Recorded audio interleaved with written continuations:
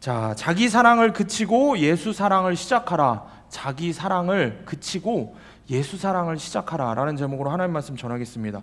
자, 여러분 인생을 바꾼 말 한마디가 있습니까? 여러분 인생을 바꿨던, 여러분의 인생에 큰 도전이 되었던 그런 말 한마디가 혹시 있습니까?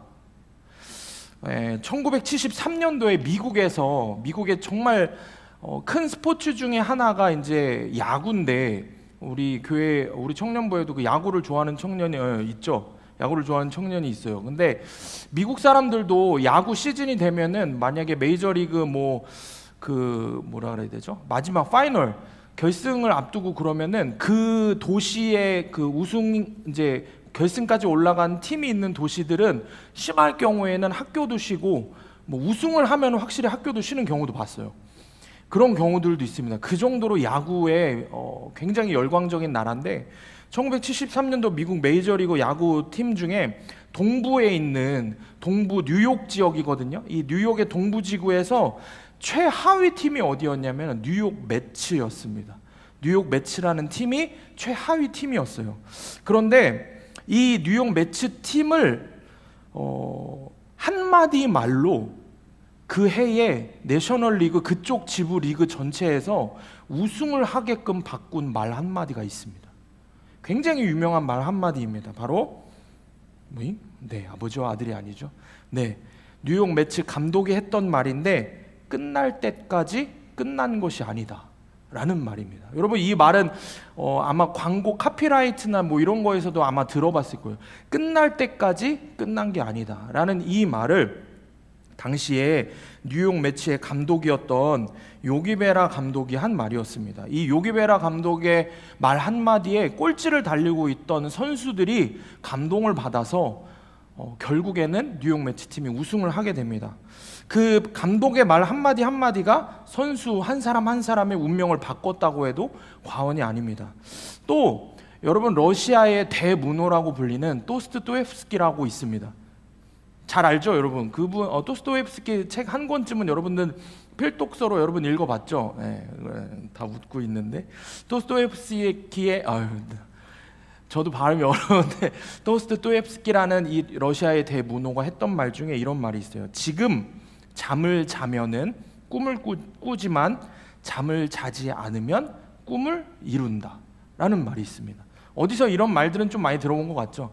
지금 잠을 자면 꿈을 꾸지만 잠을 자지 않으면 꿈을 꾸지 않는다 라는 말이 있습니다. 이 말에 당시에 수많은 젊은이들에게 감동을 주어서 많은 젊은이들이 자신의 살아가는 일들에 열정을 불태우도록 했다고 합니다. 또 경영학이라는 학문 내에서 가장 존경을 받는 사람이라고 불리는 피터 드러커라는 아주 유명한 사람이 있습니다. 근데 이 사람이 고등학교 시절에 자기 동네에 한 신부가 했던 말 한마디, 질문 하나에 자기의 인생이 바뀌어서 전 세계의 돈을 움켜쥐고 왔다 갔다 하는 경영학의 아버지라고 불리는 사람이 됩니다.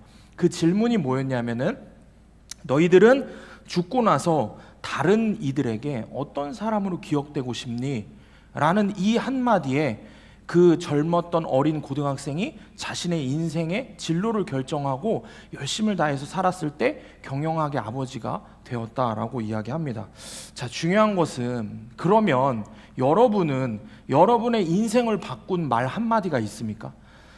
여러분의 마음을 움직였던, 사람은 누구나 그런 말이 있을 거예요. 그런 말 한마디가, 그런 문장이 있을 거예요. 나를 정말 감동시켰던, 주저앉아 있던 나를 일으켜 세웠던 그런 여러분에게 던져졌던 말 한마디는 어떤 말 한마디였습니까? 여러분, 죄 많고 정말 유한한 인생을 사는 우리 인간이 짧은 몇 마디 말에도 그 인생이 바뀝니다. 사람이 하는 몇 마디 말에도 이렇게 사람이 바뀐다라고 이야기를 합니다. 인생이 바뀐다고 합니다. 그러면 여러분 생각을 해보십시오. 온 우주 만물을 창조하신 하나님이 정말 계시다면, 그 만물, 나도 함께 포함해서 온 우주 만물을 창조하신 하나님이 영원히 죽을 수밖에 없는 죄인인 나를 위해서 십자가에서 죽으셨다라는 이 복음이라는 말이, 복음이라는 이 말씀이 얼마나 큰 능력이 되겠냐는 것입니다. 얼마나 많은 사람들을, 죽음 가운데 있는 사람들을 살 수 있는 하나님 나라 천국으로 인도하겠냐는 것입니다. 사랑하는 여러분, 이 십자가 복음의 말씀이 오늘 여러분을 변화시키는 그 한마디의 말이 되기를 축복합니다. 정말 여러분을 살릴 수 있는 그 말 한마디가 바로 십자가 복음의 말씀이 되기를 축복합니다. 그래서 오늘 선포되는 이 십자가 복음 말씀을 통해서 정말 오늘 제목처럼 지독하게 나 자신만 사랑하던 내가 정말 지독하게 예수님 한 분을 사랑하기를 원한다고 고백하는, 정말 하나님 자녀답게 살아가는 복된 인생이 되기를 축복합니다. 정말 어느 집에 해가 너무 화창하게 밝게 빛나는 아침에 아빠와 아들이, 이 아버지와 아들이 마당에 앉아서 있었습니다. 마당에 이렇게 앉아 있는데 아들은 무심하게 아버지 옆에서 신문을 읽고 있고요. 아버지는 그런 아들을 흐뭇하게 바라보고 있었습니다. 그런데 그때 아버지 눈에 들어온 게 뭐였냐면 아름답게 지저귀는 참새 한 마리였어요. 참새 한 마리가 그 마당에 있는 나무에 앉아서 짹짹 소리를 내며 아름다운 소리를 내고 있었어요. 그 모습을 아버지가 이렇게 바라보더니 미소를 지으면서 무슨 생각이 났는지 아들에게 질문을 하는 겁니다. 뭐라고 질문했냐면, 아들아, 저게 뭐니? 라고 질문을 했습니다. 아들이 뭐라고 대답했을까요? 퉁명스럽게 참새잖아요 라고 대답을 했어요. 이어서 아버지가 또 아들에게 질문을 했습니다. 저게 뭐니? 아들이 또 대답을 했어요. 더 소리를 내며 방금 얘기했잖아요. 참새라니까요. 아버지가 다시 한번 웃으면서 아들에게 또 질문을 했어요. 저게 뭐니? 세 번째 질문하니까 이제 아들이 화가 난 거예요. 화가 나갖고 소리를 지르면서 이러는 거예요. 아버지, 아니 왜 그러세요? 참새라고요, 참새! 라고 이야기를 합니다. 너무 감정이입이 된 것 같아요. 아버지가 마지막으로 또 똑같은 질문을 합니다. 저게 뭐니? 아들이 어땠을까요? 이제 화가 머리 끝까지 나가고 신문을 내팽개치고 일어나고 아버지한테 소리를 지르면서 이야기합니다. 아버지, 참새라고요, 참새라고. 아니 지금 뭐 하시는 거예요? 지금 몇 번을 얘기해야 돼요? 아니 보고도 모르세요? 도대체 몇 번을 똑같은 대답을 해야 하는 거예요? 라고 이야기를 하는 겁니다. 아버지가 아들의 화내는 소리를 들으면서 좀 슬픈 표정을 하면서 집으로 들어갑니다. 집으로 들어가서 아버지가 조금 있다가 일기장 하나를 꺼내서 갖고 나옵니다. 그리고 어느 한 날의 일기를 펴서 아들에게 건네주었어요. 아들이 정말 짜증나는 그런 표정으로 퉁명스럽게 아버지가 펴준 그 일기장을 읽어보기 시작합니다. 그 일기장에는 이렇게 적혀 있었습니다. 오늘 막 3살이 된 아들과 참새가 앉아있는 집 마당에 함께 앉아 있었다. 내 아들은 나에게 21번이나 저게 뭐예요? 라고 물었고 나는 21번을 똑같이 대답해 주었다. 아들아, 이건 참새라고 하는 거란다. 나는 아이가 반복해서 같은 질문을 할 때마다 그를 안아주었다. 계속해서 꼭 안아주었다. 화내지 않고 나의 하나밖에 없는 아들에게 사랑을 담아서. 이렇게 일기장에 적혀 있었습니다. 아들은 이 아버지의 일기장을 읽고 나서 흐느껴서 울면서 아버지를 자신도 꼭 안아드렸어요. 정말 자기의 하나밖에 없는 아버지에게 정말 자기의 사랑을 담아서 그렇게 아버지를 안아드렸습니다. 이게 제가 며칠 전에 우연히 보게 된 감동적인 영상인데 이 영상 마지막에 글귀에 이런 글귀가 있었습니다. 우리의 반복되는 실수에도 사랑으로 안아주시는 하나님, 우리는 어떤 사랑으로 하나님께 표현하고 있나요? 사랑하는 여러분, 지난 한 주 동안 여러분 우리 주님 정말 사랑하면서 살다 오셨습니까? 여전히 나의 반복되는 실수에도 여전히 나를 사랑으로 안아주시는 우리 하나님 아버지께 여러분은 어떤 사랑을 드리면서 살다 오셨습니까? 우리는 이 예화에 나온 아들처럼 참 이기적인 모습의 하나님의 자녀들이 아닌지 생각해 봅니다. 주님이 우리를 어떻게 사랑하셨는지 우리가 정말 잊어버리면 살지 않습니까? 우리가 이 땅에 태어나서부터 지금까지 단 한순간도 우리를 잊으신 적이 없다고 말씀하시는 하나님이신데, 그 주님 앞에서 우리가 참 많이도 그래서 울면서 결단하고 하지만 우리의 삶의 모습을 돌아보면 너무나 많은 시간들 동안에 아무렇지도 않게 주님을 잊어버리면서 살아왔다는 것을 깨닫게 됩니다. 여러분, 주님 사랑을 한번 경험했을 때 각자 한번 생각해 보시기 바랍니다. 각자가 자기 인생에서 신앙생활을 하면서 예수님을 만났던, 예수님의 사랑을 깊이 경험을 했던 각자의 어떠한 경험의 차이나 정도의 차이는 있을지 모르지만 분명 예수님의 사랑을 느끼고 경험했던 적이 있을 것입니다. 한번 생각해 보세요. 그때의 여러분들의 마음은 어떻습니까? 아니, 당장 주님 앞에서 울면서 기도하면서 내 가슴을 쳤던 지난 예배 시간을 한번 생각해 보시길 바랍니다. 자, 여러분은 그때보다 지금 더 주님 사랑하고 계십니까? 분명한 사실은 우리가 신앙생활을 하면 할수록 깨닫게 되는 분명한 한 가지 사실은 있습니다. 한 가지 분명한 사실은 있어요. 각자가 우리의 마음이 다르지만 분명한 사실을 하나 깨닫게 됩니다. 뭐냐면 나를 향한 주님의 사랑입니다. 나를 향한 주님의 사랑은 신앙생활을 하면 할수록 점점 더 깨닫게 됩니다. 나는 주님을 제대로 사랑한 적이 없는데 주님은 나를 단 한순간도 쉬지 않고 사랑하시는구나. 여전히 내가 주님을 사랑하는 게 아니라 주님이 나를 사랑하시는구나. 이 사실을 우리가 신앙생활을 하면은 누구나 깨닫게 되는 진리입니다.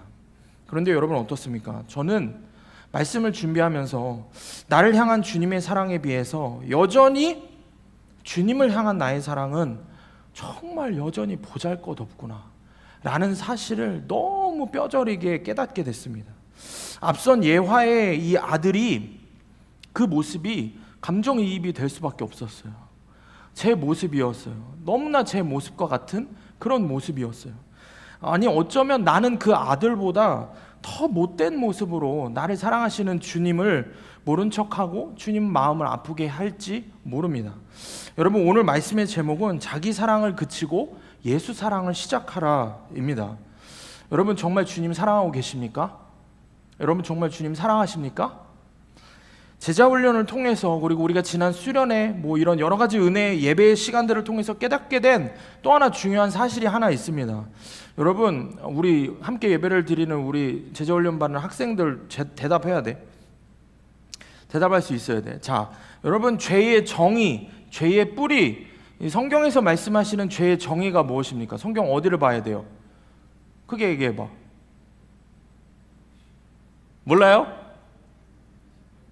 선생님 얘기하지 말고 학생이 얘기해봐. 어디예요? 어디? 국민제 어디예요? 다 남어. 자, 우리 함께 말씀 하나 보겠습니다. 로마서 1장 28절 말씀입니다. 우리 함께 다 같이 큰 소리로 읽어보겠습니다. 시작. 또한 그들이 마음에 하나님 두기를 싫어하며 하나님께서 그들을 그 상실한 마음대로 내버려 두사 합당하지 못한 일을 하게 하셨으니. 자, 여러분, 죄의 정의, 그러니까 죄의 근원, 죄의 뿌리를 성경에서 뭐라고 이야기하냐면 마음에 하나님 두기를 싫어하는 것. 마음에 하나님 두기를 싫어하는 게 모든 수많은 죄들의 시작점이라고 이야기를 합니다. 마음에 하나님 두기를 싫어하니까 하나님 대신 그 마음의 빈자리에 누구를 둬요? 자기 자신을 두는 것입니다. 마땅히 내 마음의 왕은 하나님이 되셔야 하는데 그 자리에 하나님을 끌어내리고 내가 올라가서 왕 노릇하는 것입니다. 이게 모든 죄의 시작이고 뿌리라고 이야기를 합니다. 선악과 사건이 대표적으로 그렇죠. 아담과 하와가 왜 선악과를 따먹습니까? 하나님과 같아지려고.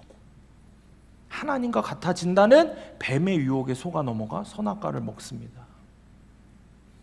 하나님과 같아지려고 하는 것, 정확히는 우리 마음의 주인의 자리를 하나님을 몰아내고 내가 왕 노릇하고 주인 노릇하고 싶은 것입니다. 내 마음의 주인이 내가 되니까 우리는 지독하게 나 자신만 알고 나 자신이 원하는 대로만 살고 나 자신만 사랑하면서 산다는 것입니다. 그리고 성경은 바로 그것이 모든 죄들의 시작이다, 뿌리다라고 이야기를 합니다. 또 하나 말씀을 보면 디모데후서 3장 1절에서 2절 말씀 우리가 함께 큰 소리로 읽어보겠습니다. 시작. 너는 이것을 알라. 말세에 고통하는 때가 이르러 사람들이 자기를 사랑하며 돈을 사랑하며 자랑하며 교만하며 비방하며 부모를 거역하며 감사하지 아니하며 거룩하지 아니하며. 뭐라고 이야기를 해요? 말세 때에. 그러니까 말세가 뭐예요? 마지막, 정말 우리의 마지막 때에 하나님 나라 가지 못하고 심판받을 지옥 갈 인생이 어떤 인생이라고 합니까? 자기 자신을 사랑하는 사람이라고 이야기합니다. 그럼 이 자기 자신을 사랑하는 사람들의 모습이 어떠냐? 교만하고 부모를 거역하고 감사하지 않고 결국에는 거룩하지 아니한 자들이다라고 이야기를 합니다. 이들이 결국 말세 때 심판받아 지옥 갈 인생이라고 말씀하십니다. 여러분, 세상의 모든 죄는 하나님을 숭배하는 게 아니라 자기 자신을, 자아를 숭배하는 데서 비롯되는 것입니다. 우리가 함께 지금 나누고 있는 이 십자가 시리즈의 중심이 되는 김은국 목사님 십자가 책에 이런 글귀가 있습니다. 우리 마음의 주인 자리는 비어있는 법이 없다. 우리 마음에 하나님이 주인 노릇을 못하고 계시다면 나 자신이 주인 노릇하고 있는 것이다. 하나님이 계셔야 할 자리에서 하나님을 몰아내고 나 자신이 주인 노릇, 왕 노릇하는 것, 그것이 바로 성경적인 죄의 정의다 라고 이야기를 하시면서 그런 사람의 예를 보자라고 이야기를 합니다. 그러면서 그 예가 어디냐면 바로 오늘 본문의 말씀입니다. 함께 보겠습니다. 누가복음 12장 16절 19절인데 자, 우리가 다 같이 한번 큰 소리를 읽어보겠습니다. 다시 한번 시작. 또 비유로 그들에게 말하여 이르시되 한 부자가 그 밭에 소출이 풍성하매 심중에 생각하여 이르되 내가 곡식 쌓아둘 곳이 없으니 어찌할까 하고 또 이르되 내가 이렇게 하리라. 내 곳간을 헐고 더 크게 짓고 내 모든 곡식과 물건을 거기 쌓아두리라. 또 내가 내 영혼에게 이르되 영혼아 여러 해 쓸 물건을 많이 쌓아두었으니 평안히 쉬고 먹고 마시고 즐거워하자 하리라 하되. 자, 여러분, 부자가 나옵니다. 이 말씀에서, 오늘 본문의 말씀에서 부자가 나와요. 아주 재물이 많고 재물이 많은 부자인데 어떻게 해요? 재물을 또한 잘 모으고 계속 재물을 모으는 사람입니다. 그런데 이 부자가 문제라고 이야기를 합니다. 뭐가 문제일까요? 재물이 많아서, 부자라서 문제일까요? 그런 걸 이야기하는 게 아닙니다. 16절부터 19절에 보면은 여러분 여기서 나라는 표현이 몇 번 나옵니까?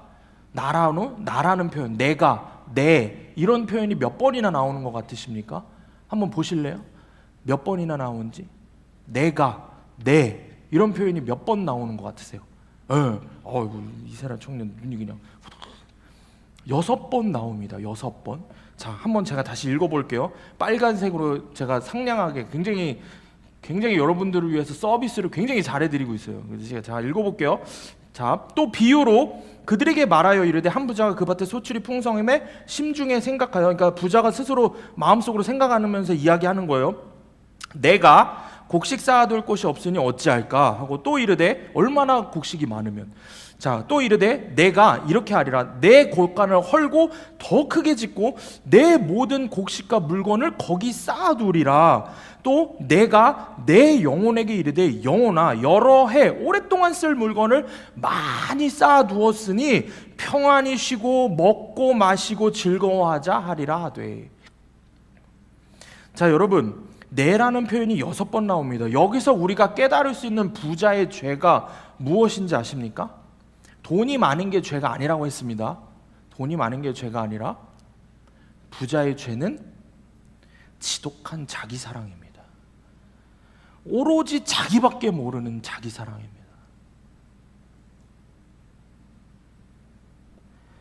왜 그 많은 물질을 모읍니까? 오로지 나를 위해서, 오로지 나 자신만을 위해서 모은 겁니다. 그게 문제라는 겁니다. 지독하게 자기 자신만 위하는 자기 중심적인 탐심, 이기적인 자기 중심적인 마음, 이게 문제인 겁니다. 그러니 여러분 생각을 해보세요. 이 부자의 인생을 누가 이끌어 가겠습니까? 말이 필요가 없죠. 자기 자신인 거예요. 이 부자의 인생을 누가 경영해 나가겠습니까? 자기 자신인 거예요. 이 부자의 마음을, 그 마음의 핸들을 누가 움직이겠냐는 거예요. 오로지 자기 자신이라는 것입니다. 여러분은 어떻습니까? 여러분은 여러분의 인생의 핸들을 누가 쥐고 있습니까? 예수님을 우리가 주님이라고 부른다는 이야기는 예수님이 내 주인님이라는 뜻입니다. 주님이라고 주인이라고 부르긴 하지만 한 번도 예수님이 내 인생의 주인이 되어 보신 적이 없다는 거예요. 부자의 모습과 내 모습이 한 번도 내가 주님 주여 주여 하지만 한 번도 내 인생의 핸들을 주님께 맡겨본 적이 없는 거예요. 그런데 왜 예수님을 주님이라고 부릅니까? 여러분 가정에서, 여러분 집에서 가족들과 말할 때, 행동할 때 생각해 보세요. 여러분 누구 마음대로, 누구 내키는 대로 말하고 행동합니까? 내 내키는 대로 말하고 행동하잖아요. 그죠? 주님 마음대로, 주님 뜻대로 하는 거는 하나도 없어요. 거기다가 누가 내 속 하나 건드려봐, 누가 나 상처만 줘봐, 난리가 나는 거죠. 우리의 모습이 어때? 철저하게 나라는 거예요. 나 중심. 여러분 또 직장을 한번 보세요. 직장에서 여러분 일을 할 때 여러분 누구 뜻대로 합니까? 직장에서 일하고 행동하고 결정하고 사람들과 관계를 맺을 때 주님 뜻대로 합니까? 아니죠. 직장에서 철저하게 내가 손해보지 않아야 되잖아요. 그죠? 내가 손해보면 바보 소리 들으면 안 되잖아요. 일부러 바보 되는 사람 있습니까? 일부러 바보 소리 들어가면서 내가 손해보면서 직장에서 대신 일해주고 하는 사람 있습니까? 그런 건 바보 천치라고 그러잖아요. 있을 수 없는 일이죠. 여러분, 지독하게 여러분 누구를 사랑하는 것 같습니까? 저와 여러분은 오늘도 지독하게 나 자신만 사랑한다는 것입니다. 말씀을 준비하면서 제가 여러분을 뭐라고 할 것도 없이 제 스스로에게 질문을 계속 던져봤어요. 그리고 제 삶을 돌아보고 또 돌아보는 가운데에 정말 제 비참하고 죄된 모습들을 주님이 깨닫게 하셨어요. 지난주 수요 예배 설교를 마치고 제가 이제 늦은 밤에 치과 치료를 받기 위해서 본가에 잠깐 내려갔습니다. 이천에 본가를 내려갔는데 여러분 감정이입이 많이 됐을 거예요. 제 이야기를 들으면서. 예배 인도를 하고 먼 길을 내려갔으니까 몸이 많이 피곤하죠. 근데 다음날 그래서 제가 이제 아침 늦게까지 잠을 자려고 했어요. 근데 아침 일찍부터 잠이 깼어요. 왜 아침 일찍부터 잠이 깼을까요? 경건한 마음으로 막 기도를 하려고, 미안합니다, 그런 전도사가 아니어서 잠이 깼어요. 왜 잠이 깼냐면은 아버지하고 그 지인분들이 저희 집하고 가게를 좀 청소를 하시려고 이렇게 막 그 고압 세척기 있잖아요. 그걸로 이제 막 물 청소를 하시는 거예요. 도와드려야 하나 고민을 하고 있는데 고민했습니다. 고민을 했는데 이렇게 빼꼼히 보니까 청소가 거의 끝이 나서 그냥 좀 더 자자 하고 쉬었습니다. 그래, 네가 그러면 그렇지, 이런 표정들 하고 계시면 안 돼요. 여러분 우리 함께 한 배를 타고 있잖아요. 그러지 마세요. 자, 그런데 얼마 후에 아버지가 제 방에 있는데 방으로 이렇게 오셔갖고 창가 이제 틈새를 닦기 시작하시는 거예요. 물 청소를 밖에서 이렇게 했으니까 이제 물이 막 이렇게 창가에도 묻었을 거 아니에요. 그럼 이제 저희 집이 산에 있거든요. 산에 있다고 하면은 나중에 우리 한번 갑시다. 산에 있다고 하면은 그냥 뭐 그런가 보다, 이렇게 수암봉 근처에 있나 하는데 그냥 진짜 산에 있습니다. 제가 문을 딱 열잖아요. 그러면은 요 바로 앞에 무덤이 보여요. 정말로. 제가 나중에 사진 찍어서 보여드릴게요. 그런 산에 있거든요. 그러니 뭐가 많겠어요, 산에. 여름이면 뭐가 많겠어요. 모기부터 시작해서 별의별 하루살이들하고 벌레들이 많거든요. 그러니까 이제 여름이 지나면 꼭 물청소를 해야 돼요. 안 그러면은 이게 또 너무 지저분한 이야기일 수 있는데 창문을 못 열 정도로 벌레가 많을 수도 있어요. 그러니까 이제 결론은 깨끗한 거죠. 네, 그걸 다 닦아내야 돼요. 근데 그걸 다 닦는데 아버지가 들어오셔갖고 이제 창문을 이렇게 그 틈새를 닦으시는 거예요. 저는 자고 있는데. 아버지가 그러시는 거예요. 아니야, 너 쉬어, 그냥 내가 하면 되니까, 이렇게 하시는데, 아니 왜 굳이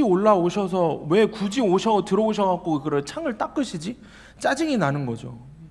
그냥 제가 쉬고만 있겠냐고 하면서, 아버지 보고 어떻게 제가 쉬고 있어요 그러면서 또 퉁명스럽게 이야기하면서 옆에서 아주 그냥 똥 밟는 소리를 하면서 그냥 아버지 옆에서 그거를 제가 닦기 시작을 했어요. 툴툴거리면서 창을 닦으면서도 아버지한테 얼마나 짜증을 내고 가시돋친 말을 했는지 몰라요. 근데 이 말씀을 준비하면서 주님이 제 죄를 깨닫게 하신 게 있어요.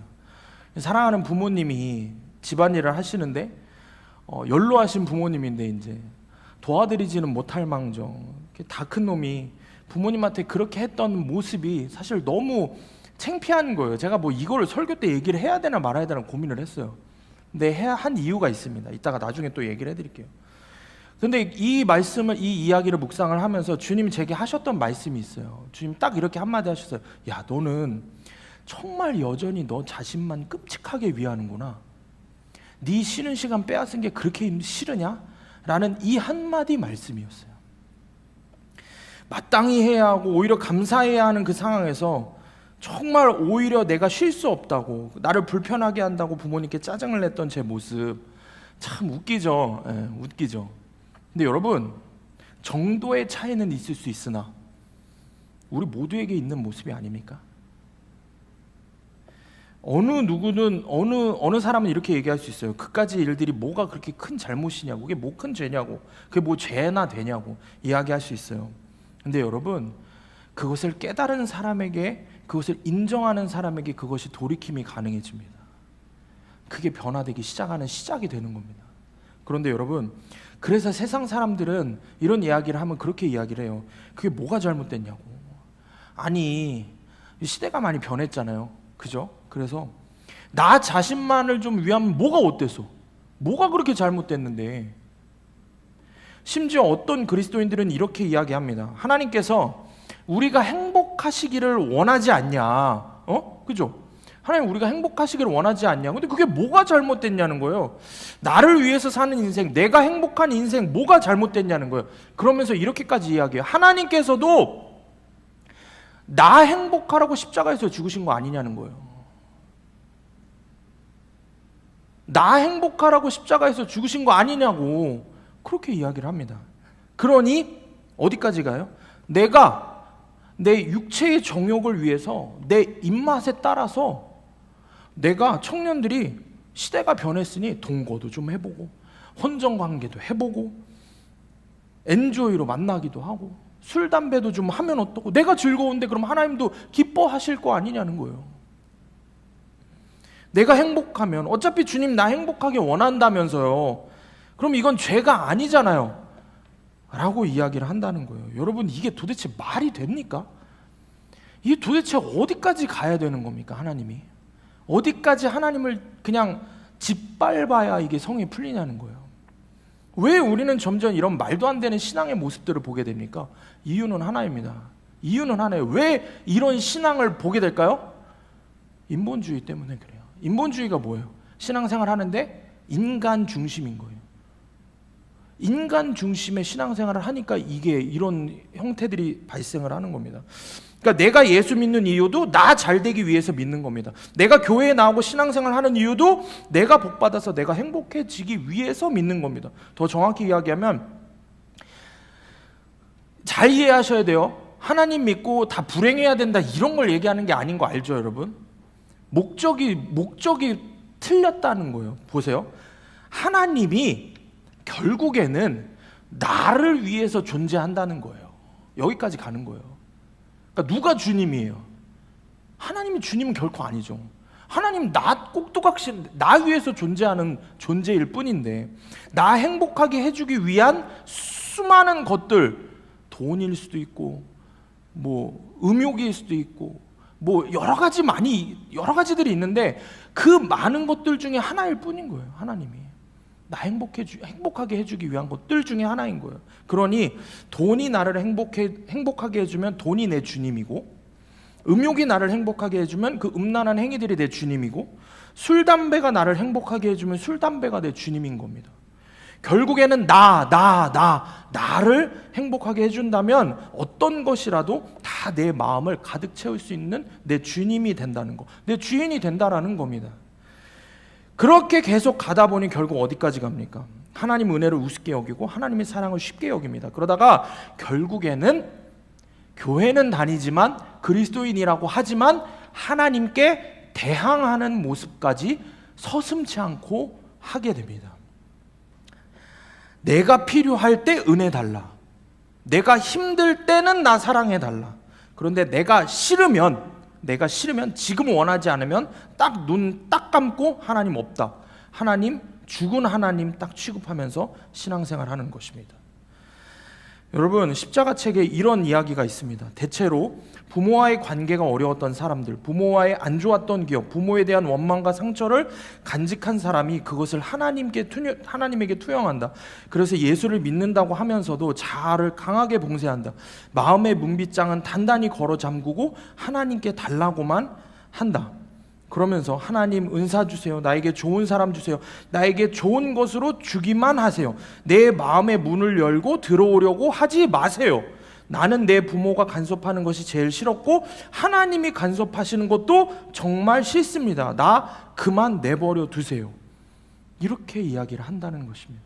여러분, 정도의 차이는 있으나 우리 모두가 이런 모습으로 산다는 거예요. 보세요. 제가 왜 칠순이 넘은 아버지한테 그렇게 버릇없이 이야기를 합니까? 만약에 남이었으면 그랬을 거예요. 저 진짜 버르장머리 없는 아들놈이네 이랬을 거란 말이에요. 제가 아버지가 창 닦고 계신데 아들놈은 자고 싶어하고 그러고 있으면 그게 말이 돼요? 그게 말이 되는 소리입니까? 얼마나 제가 이 앞에서도 얘기하면서 창피한데 그게 왜 그러는 거예요? 자기 자신만 아는 거예요. 그러니 여러분 생각해 보세요. 눈에 보이는 아버지도, 당연히 사랑해야 하는 가족도, 당연히 사랑해야 하는 사람들도 그렇게 대하는 나는 눈에 보이지 않는 하나님은 얼마나 무시하면서 살겠냐는 거예요. 여러분을 얘기하는 게 아니라 제가 그렇다는 거예요. 그러니 나는 전도사라는 이름은, 명찰은 달고 있는데 얼마나 하나님을 무시하면서 살았겠냐는 거예요. 딱 그게 아버지를 대하는 그 버릇없는 모습이 사실은 딱 주님을 대하는 제 모습인 거예요. 한 목사님이 축구 동네 전도를 좀 하시려고 축구 선교를 좀 해보시려고 동네에 조기 축구회를 좀 나가셨어요. 나갔는데 젊은 부부가 새로 이사를 와갖고 온 거예요. 근데 남편이 열심히 축구를 하고 있는데 와이프가 젊은 부부니까 새댁인데 너무 남편이 좋으니까 같이 거기 조기 축구회를 따라 나와서 있는 거예요. 그게 나와 있는데 이 목사님이 이 젊은 새댁이 너무 착하니까, 너무 착하고 너무 밝고 너무 좋아 괜찮아서 가서 이 목사님이 이야기를 하신 거예요. 어떻게 교회 한번 나오자고, 교회 한번 나올래요? 이러면서 부담스럽지 않게 이야기를 했어요. 그랬는데 이 새댁이 그러는 거예요. 딱 잘라서 얘기하는 거예요. 자기는 교회 절대 안 간다고. 자기 교회 절대 안 간다고. 딱 잘라서 얼굴이 싹 변하는 거예요. 그렇게 예의 바르고 착했던 새댁이. 그래서 목사님이 너무 당황을 해갖고 무슨 일이, 왜 혹시 그러냐고 그렇게 물었더니 이렇게 이야기를 하는 거예요. 자기가 예전에 처음 결혼해서 얼마 안 됐을 때 그 이사를 갔는데 거기 집 주인이었던 부부가 교회를 다니셔서 윗집 사시는데 같이 교회를 나가자 그래서 전도를 받아서 나갔대요. 자기도 원래 교회를 한번 나가보고는 싶었대요. 그래서 나갔다는 거예요. 근데 교회를 나갔는데 세상에 처음 예배를 나갔는데 은혜를 받은 거예요. 처음 예배를 드리는데 막 하나님의 은혜가, 하나님 누군지도 잘 모르는데 그런 경우가 있어요. 그런 하나님의 은혜가 있어요. 막 은혜가 내려와서 막 우는 거예요. 예배 시간에 마음이 뜨거워진 거예요. 근데 그러면서 마음속에 어떤 마음이 들었냐면은 이런 하나님의 말씀이 들린 거예요. 시어머니를 용서해라. 이런 마음이 드는 거예요. 근데 자기는 결혼을 준비하면서 시어머니하고 그렇게 싸웠대요. 너무 시어머니를 싫어한대요. 근데 시어머니를 용서하라는 마음을 갑자기 울면서 예배를 드리는데 그게 들더래요. 그래서 이분이 어떻게 했는지 알아요? 그 자리에 자리를 박차고 그냥 교회를 나가버렸대요.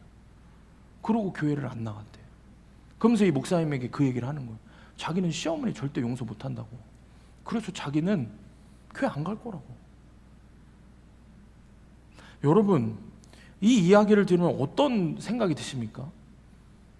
여러분, 이 며느리의 모습이 우리의 모습이 아닐까 생각을 해봐야 한다는 거예요. 무슨 뜻이냐? 하나님이 여러분의 자아를 부수려고 하실 때 여러분이 하나님께 저항하지 않냐는 거예요. 여러분, 이 예화의 이 세대의 이야기를 들으면서 어떤 마음이 드십니까? 저렇게 은혜가 있는데 왜 진짜 안타깝네. 저렇게 하나님이 특별히 은혜를 주셨는데 그러면 그냥 받아들이고 시어머니 용서해야지. 누가 저런 특별한 은혜를 받아? 이런 생각 드시죠, 여러분? 근데 우리도 똑같다는 거예요. 우리도 똑같이 하나님께서 그렇게 특별한 은혜를 끊임없이 주시는데 우린 계속해서 하나님 앞에서 저항하고 있지 않습니까? 하나님 은혜 주지 마세요. 나 지금 회개하고 싶지 않아요. 그 사람 용서하고 싶지도 않고 이 죄, 이게 왜 죄예요? 인정하고 싶지 않아요. 회개시키려고 하지 마세요. 하나님이 뭔데 아빠나 엄마처럼 왜 나를 바꾸려고 하고 회개시키려고 하냐는 거예요. 하나님 당신이 뭔데 나보고 내 자아를 왜 죽으라고 하냐는 거예요. 그거는 내 자존심이라고. 내 자존심 건들지 말라고. 나 그 자존심 건들면 나 진짜 죽는 거라고요. 내 자아 건들지 말라고요 라고 이야기하는 게 우리의 모습이라는 거예요. 그러니 지독하게 나 자신만 사랑하면서 사는 거예요. 제가 딱 그랬습니다. 아버지께 딱 그런 모습이었어요. 여러분 비참한 게 뭐였냐면요, 제가 그렇게 목요일날 그렇게 그랬는데 그런 아버지께 그런 불효를 저질렀는데 그날 세상에 큐티 말씀이 뭐였는지 아세요? 그날 큐티 말씀이 민수기 말씀에 소재에 대한 말씀을 공식을 하나님께 드리는 그 말씀을 제가 묵상했는데 나의 자아가 정말 하나님께 바쳐지는 나의 자아가 내가 하나님께 바쳐지는 정말 하나님이 귀하게 쓰시는 소재물이 되려면 내 자아가 거기 그런 내용이 있었죠. 곡물이 절구에 넣어져서 그냥 깨지고 빠지고 가루가 되는 것처럼 내 자아가 그렇게 가루가 되어야 성령이 기름 부으셔서 하나님이 흠양하실 재물이 아름다운 재물이 된다라는 표현이 있었어요. 제가 아멘 했거든요. 아멘 하면서도 모르는 거예요. 지 죄를. 멍청한 거야. 제 자아 하나 죽이지 못하고 그렇게 하루를 죄 가운데 보내는 것입니다. 사랑하는 여러분, 아직도 여러분 자아를 붙들고 있습니까? 지독하게 여러분 자기 자신만 사랑하고 있습니까? 하나님께서는 오늘 본문에서 이런 자들에게 뭐라고 말씀하시냐면은 어리석은 자다라고 이야기를 하십니다. 한번 말씀 볼까요? 누가복음 오늘 본문의 마지막 말씀입니다. 함께 큰 소리로 읽어보겠습니다. 시작. 하나님은 이르시되 어리석은 자여 오늘 밤에 내 영혼을 도로 찾으리니 그러면 내 준비한 것이 누구의 것이 되겠느냐 하셨으니 자기를 위하여 재물을 쌓아두고 하나님께 대하여 부여하지 못한 자가 이와 같으니라. 그렇게 지독하게 자기 자신만 위하는 사람, 주님 말씀하시는 거예요. 야, 오늘 밤 그렇게 대단한 너의 영혼을 내가 데려가면 평생 네가 그렇게 너 자신을 위해서 모은 것들, 쌓았던 것들, 그게 누구 것이 되겠니? 그게 누구 것이 되겠니? 라고 물으시는 거예요. 사랑하는 여러분, 그렇게 주님의 은혜를 경험하고도 왜 오히려 그 은혜를 쉽게 내다버리고 그 사랑을 쉽게 싸구려 취급하며 왜 여전히 여러분 자신을 그렇게 지독하게 사랑하면서 사시냐는 거예요. 은혜를 경험하고도 지독하게 자신만 사랑하는 것이 여러분 얼마나 위험하고 비참한 인생이라는 걸 모르십니까? 주님이 주인 되지 못하시는 인생이 얼마나 비참한 인생입니까? 제가 그래서 이천에서 이제 안산으로 오는 밤에 차를 타고 운전을 하고 오는데 제 옆 차선에 어떤 차가 훅 지나가는데 제 뒤에서부터 막 쌍라이트를 막 켜고 오는 거예요. 제 옆 차선에서 뒤에 오는데 그거 내가 뭐야? 그러고서 이렇게 갔는데 앞차를 거의 막 들이받을 듯이 그냥 가까이 가서 막 쌍라이트를 켜는 거예요. 그래서 내가 뭐지? 싸움 붙었나? 드디어 한문철 변호사 그거 뭐 블랙박스 나오나? 막 이러고 보고 있었어요. 유심히 이렇게 가면서 보고 있었어요. 그랬더니 뭐였냐? 여러분 혹시 스텔스 모드 아세요? 운전하시는 분들 스텔스 모드? 스텔스 모드. 이게 뭐냐면은 자기가 밤에 가는데 자기가 라이트를 끈 줄을 모르고 라이트 안 킨 줄도 모르고 라이트를 끄고 이제 차를 운전하는 거예요. 그러면은 다른 차가 자기를 볼까요, 못 볼까요? 안 보이는 거예요. 그 위험하거든. 차선 변경하다가 갑자기 이제 밤에 가고 있는데 차선이 훅 들어오는데 차가 없는데 갑자기 딱 나오는 거예요. 그러니까 없다가 갑자기 생기는 거예요. 그걸로 스텔스 모드라 그러거든요. 네. 좀 어려워하시네. 그런 스텔스 모드 하고 있는 차를 발견을 한 거예요. 그 앞차가 라이트를 안 켜고 가고 있는 거예요. 고속도로는 좀 밝잖아요. 차들도 많고 가로등 뭐 이런 불빛이 많기 때문에 고속도로 밝기 때문에 그 앞차는 그 쌍라이트 킨 차 앞차는 자기가 라이트를 끈 줄도 모르고 그냥 가는 거예요. 얼마나 위험한데요. 사고 나거든요. 큰 사고 나거든요. 자기만 사고 나는 게 아니라 다른 차들까지도 사고 나게 하거든요. 굉장히 위험하고. 그러니까 그 뒷차가 위험을 무릅쓰고 가서 막 라이트를 켜고 껐다 하면서 알려주는 거예요. 당신 지금 위험하다고. 그거 보면서 제가 무슨 생각을 했냐면은 야, 내가 딱 저런 모습이구나. 자기 상태가 얼마나 위험한지 모르고 미친 듯이 달려가고 있구나. 앞만 보고. 그 스텔스 모드에 있는 차들의 특징이 뭔지 아세요? 운전이 익숙하지 않은 분들이 대부분이에요. 뭐 연로하신 분들이거나 이런 분들이 있어요. 운전에 익숙하지 않은 분들. 그러면 그분들 자세히 보잖아요. 그럼 막 노래 틀어놓고 흥겹게 이렇게 운전하면서 가시는 경우들도 보게 돼요. 모르는 거예요. 자기가 얼마나 지금 위험한 상태인지. 문제가 여러분, 문제가 문제인지 모르는 게 문제라는 겁니다. 이렇게 자신이 위험한 줄도 모르고 열심히 달려가는 모습을 보고 있자니 이 어리석은 부자의 모습이고 또 우리의 모습이 이런 모습이 아닐까 생각을 하게 됩니다. 여러분, 이 말씀을 오늘 준비를 하면서 말씀을 좀 정리할게요. 말씀을 준비하면서 이러한 자기 자신만을 지독하게 사랑하는 모습이 다른 누구도 아니고 제 자신이라는 것을 너무 많이 깨닫게 됐어요. 제가 오면서 왜 스텔스 모드부터 시작해서 그런 운전을 하면서 이천에서 오면서 그런 묵상을 했을까요? 그래도 하나님의 은혜가 있어서 찔림을 주신 거예요. 성령님이. 제자훈련 하신 분들 지난주 내용 뭐였어요? 내 안에 계신 예수 그리스도이거든요. 성령의 근심이었거든요. 분명한 성령의 근심이었거든요. 내 안에 성령께서 근심을 하게 하시는 거예요. 너 말씀 앞에 안 서 있고 왜 자꾸 딴짓하냐? 너 왜 자꾸 죄 짓냐? 너 왜 자꾸 인정하지 않으려고 하니? 그런 말씀을 하시는 거예요. 제가 그런 마음을 가운데 스텔스 모드를 보면서도 야, 저거 딱 지금 내 마음인데. 근데 나는 마음속으로 그런 생각을 했어요. 아니요, 그래도 내가 청년들 앞에서 학생들 앞에서 뭐 이런 이야기 안 할 거예요. 내가 잘못한 거 얘기 안 할 거예요. 설교를 하는데 그런 나눔을 하라는 마음을 주시는데, 근데 지금 했잖아요. 어떻게 하게 됐을까요? 참, 하나님이. 그래서 제가 안 하겠다고 스텔스 모드까지 보고도, 그렇게 묵상을 하고도, 아, 이거는 나중에 다른 예화 때 써야지. 참 완악한 거예요. 근데 그러고 집으로 도착을 했는데 한 학생이 전화를 한 거예요. 한 학생이 저한테 전화를 해서 덜덜덜 떨리는 목소리로 저한테 그러는 거예요. 전사님, 제가 오늘 큐티를 올렸는데 아침에 사실은 큐티 안 하고 제대로 안 하고 그냥 이제 제자훈련 하는 친구인데 큐티를 아침에 오전에 올려야 돼요. 올려야 되는데 오전에 올렸는데 저 사실은 대충 올렸어요.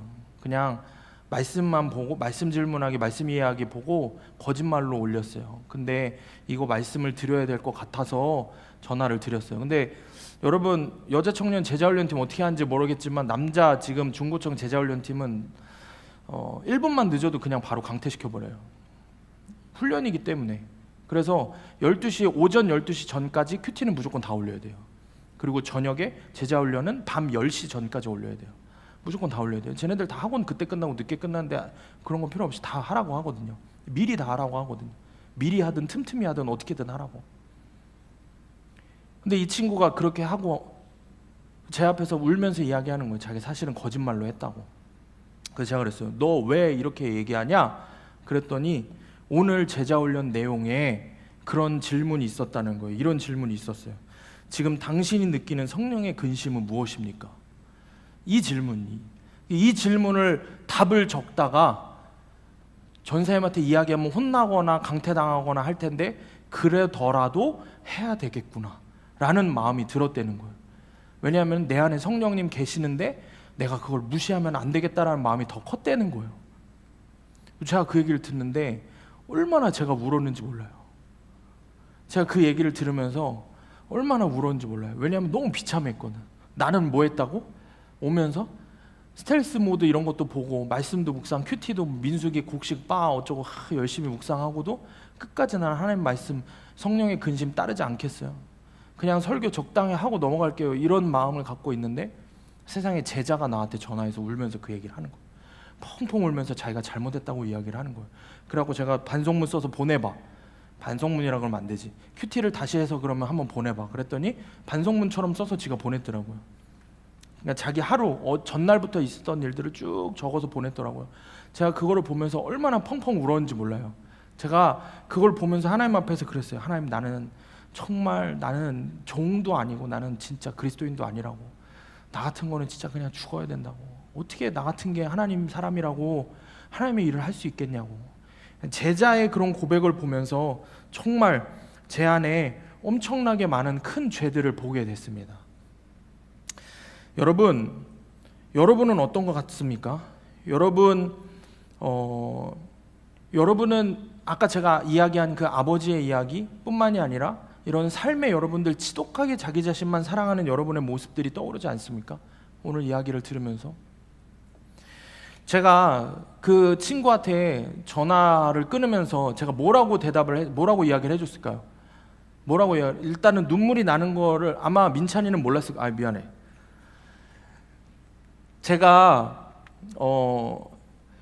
너무 사실 고마워서 그래요. 제가 전화를 하면서도 끝까지 이제 그래도 전사의 자존심이 있기 때문에 아마 쟤는 몰랐을 거예요. 전사에 울고 있는지 저는 몰랐을 거예요. 근데 막 눈물을 열심히 참으면서 민찬이에게 딱 제 안에 올라오는 한마디를 해줬어요. 제가 뭐라고 얘기를 해줬을까요? 그 이야기는 요 마지막 예화를 이야기를 해드리도록 하겠습니다. 한 목사님이 청소년 사역을 하는 목사님이 계시는데 이 목사님이 엄청 데리고 있었던 키우던 아이가 너무 말을 안 듣는 친구가 있었대요. 알코올 중독에다가 자기가 알코올 중독이 아니라 아버지가 알코올 중독이고 엄마는 집을 나가셨고 그리고 아버지는 그렇게 폭력적이었대요. 그런데 얘가 남자 친구인데 마음이 조금만 마음에 안 들면은 그냥 막 두드러 패는 거예요. 사람을 한 명 패는 게 아니라 몇 명을 두드러 패는 거예요. 고3 졸업할 때쯤에 이제 퇴학을 당했어요. 그러고 나니까 이 목사님이 1년 동안을 얘를 이제 수련회를 데리고 다니고 막 집회도 데리고 다니고 막 계속 그렇게 데리고 키웠어요. 그랬는데 이 목사님 하신 말씀이 그런 거예요. 안 변해. 정말 안 변하는 거예요. 1년 동안 그렇게 데리고 살았는데, 그렇게 데리고 사랑을 해줬는데, 그렇게 데리고 말씀을 가르치고 하는데 안 변하더라는 거예요. 그러다가 하루는 결국에 또 일이 터졌어요. 싸움이 붙어갖고 혼자서 8명을 두드러 팼대요. 8명을 두드러 패갖고 경찰서에서 연락이 온 거예요. 유치장에 있는 거예요. 목사님이 갔어요. 경찰들하고 잘 알고 있고 이제 다음 세대 사역을 하시는 분이라 어떻게 처리를 해야 되는지를 알아서 경찰들을 만나고 경찰들하고 법적인 문제를 해결하고, 그리고 가장 중요한 건 이제 피해자인 아이들, 그 아이들 부모를 만나서 다 이제 이 목사님이 무릎 꿇고 빌고 돈으로 다 처리를 해주고 막 이러면서 다 처리를 해준 거예요.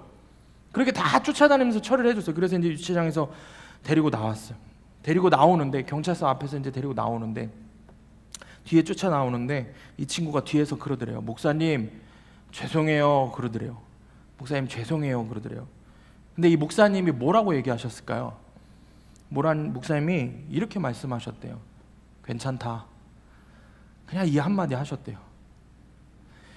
괜찮다 했던 그 딱 한마디에 얘가 완전히 무너져갖고 그 아스팔트에서 땅을 그렇게 치면서 펑펑펑 울더래요.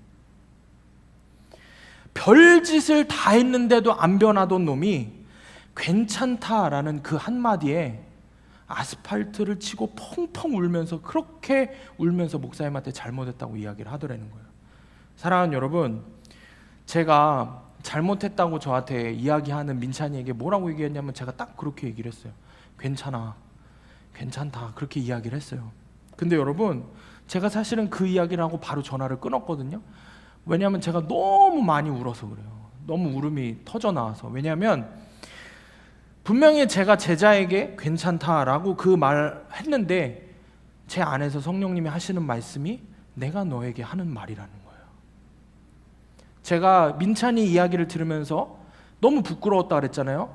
제가 마음속으로 어떤 결심을 하고 주님께 뭐라고 말했겠어요? 주님, 제가 설교 때도 이야기하고 제자훈련 때도 이야기하고 별거 아닐 수 있고 별거일 수도 있는 이 이야기들을 다 이야기하고 지독하게 자기 사랑한 게 나라는 것을 이야기를 할게요. 다 이야기할게요 주님. 그런 이야기들을 제가 고백을 했어요. 제 마음으로.